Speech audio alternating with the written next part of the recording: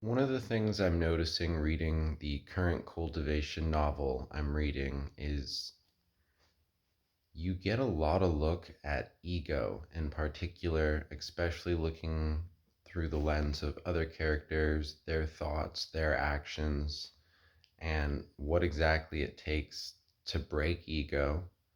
And it's interesting because there's a lot of very headstrong characters, especially those that have been very powerful their whole lives, have rarely been defeated, have been princes of entire kingdoms. And a lot of times, the only thing that actually can even start to remedy their ego is defeat. And when we're looking at ego, we're also looking a bit at narcissism. And when we look at this through the lens of our society, the only thing that's really going to cure narcissism and ego, or even have a chance, is to humble the narcissists. And you don't humble the narcissist just by defeating them, although that can help.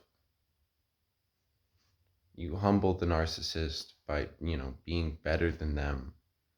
And that's really hard because in our current society, we're worried about so much more than narcissism.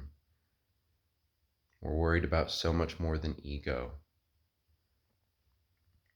And as we get so wrapped up and focused on these things, and this is also a theme that pops up in these cultivation novels, these characters are so focused on power, so focused on things, so focused on fame and face, that they lose focus in this interaction between individuals, in this mind game we play between one another.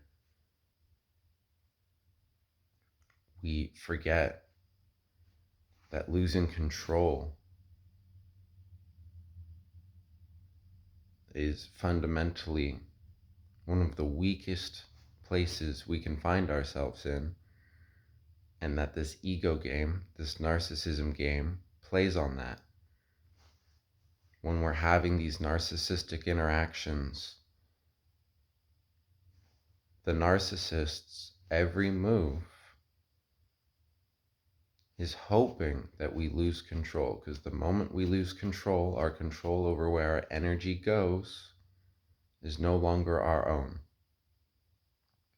Our energy will now go based off of where our emotions say it should flow. And when you're in an argument or a confrontation with a narcissist, that is often the narcissist, and it might even be something where your energy is flowing towards them for days on end.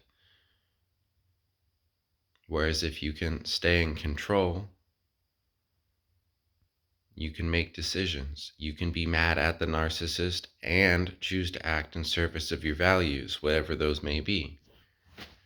And one day that might be convincing them of a political opinion, and a different day it might be realizing that if you just live your best self, you might be the kind of person that they want to hear from. But until they can look at you and see you as superior to them without your words having to do the talking, you're not going to be able to move them. Because here's the thing about ego and narcissism. We look at this media sphere that we're in right now, and we assume that the big problem is the media, and we aren't looking enough at the narcissism. I once tried to convince a narcissist that a exchange they had a couple days before meant they were surprised at seeing something because they explained "hua" before saying something. They exclaimed in surprise.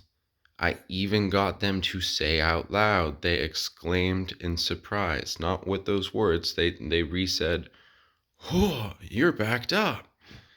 As if they were seeing a situation for the first time. And I was saying, you seemed surprised when you said that.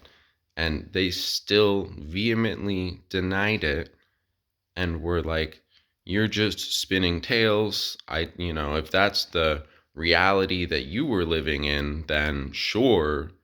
However, I was just making an observation. I was already aware of how things were going.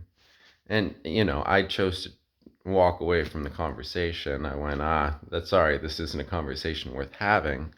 But in that moment, I realized the media isn't the problem in these political debates.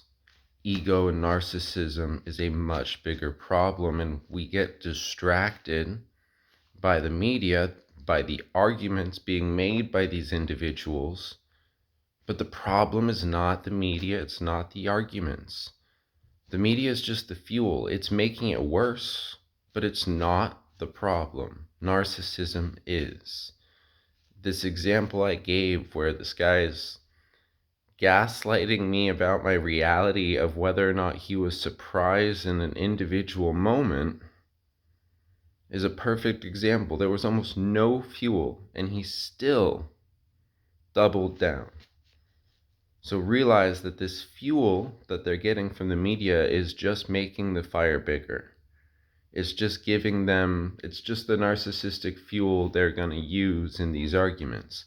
Just like in the early phases of a narcissistic relationship, the partner listens very well, is very interested in you, the whole love bombing phase where they're getting to know you, and they use all that information as fuel later on as trigger points to help you lose control and feed them their supply.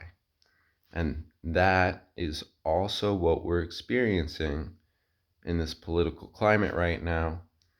And if we want to get anywhere, we need to learn how to interact and communicate, or when not to communicate with narcissists, and when to just lead by example and create a better future with our own hands.